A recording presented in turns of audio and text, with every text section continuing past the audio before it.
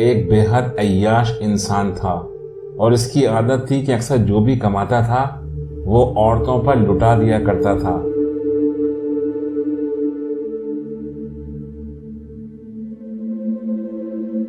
آج بھی وہ اسی کام سے نکلا تھا، مگر بدقسمتی سے اسے اب تک کوئی لڑکی پسند نہیں آئی تھی۔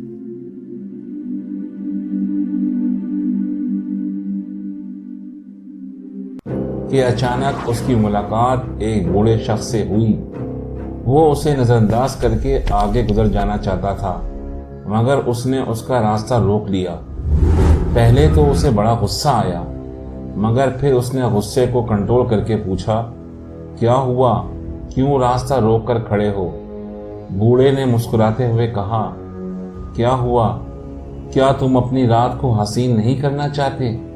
وہ فوراً اس کے اشارے کا مطلب سمجھ گیا اور وہ بھی مسکرانے لگا۔ اس نے کہا، ہاں، لیکن مجھے اب تک کوئی پسند نہیں آئی ہے۔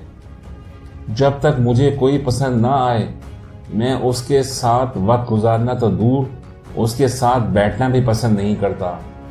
بوڑھے نے اسے ایک خوبصورت لڑکی کی تصویر نکال کر دکھائی اور پوچھا، بتاؤ یہ کیسی ہے؟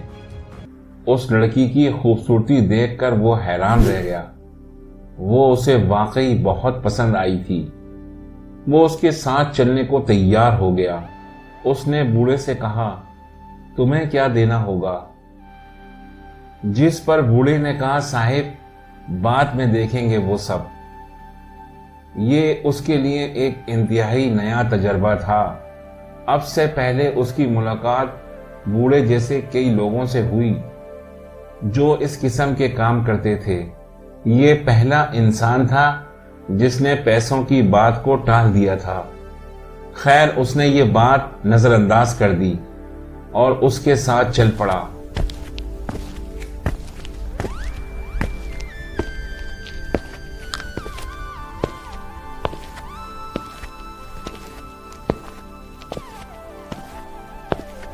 وہ لوگ چلتے چلتے بہت دور آ گئے تھے۔ اب اس کے دماغ میں خطرے کی گھنٹیاں بجنے لگی کہ جلد بازی میں وہ کسی لٹیرے کے ہاتھ تو نہیں لگ گیا۔ مگر جلد ہی ایک مکان کا دروازہ کھول کر وہ بوڑھا اندر چلا گیا۔ یہ مکان آبادی سے تھوڑا دور بنا ہوا تھا اور تھوڑی دیر بعد اسے اندر آنے کو کہا اور اسے ایک کمرے میں بھیج دیا۔ اندر کا منظر دیکھ کر اس کے سارے خدشات دور ہو گئے کہ وہ اب تک بلا وجہ پریشان ہوتا آیا تھا۔ سامنے بیڈ پر ایک خوبصورت لڑکی لیٹی ہوئی تھی جسے دیکھ کر اس کا دوران خون بہت تیز ہو گیا۔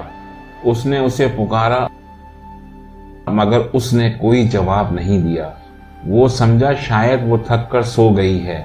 وہ جیسے ہی بستر کی دوسری طرف پہنچا اس کی چیخ نکل گئی، کیونکہ لڑکی کا چہرہ سامنے سے بہت بھیانک تھا اور باقی جسم بھی بدلتا جا رہا تھا، یہاں تک کہ وہ ایک خوفناک مخلوق میں بدل گئی۔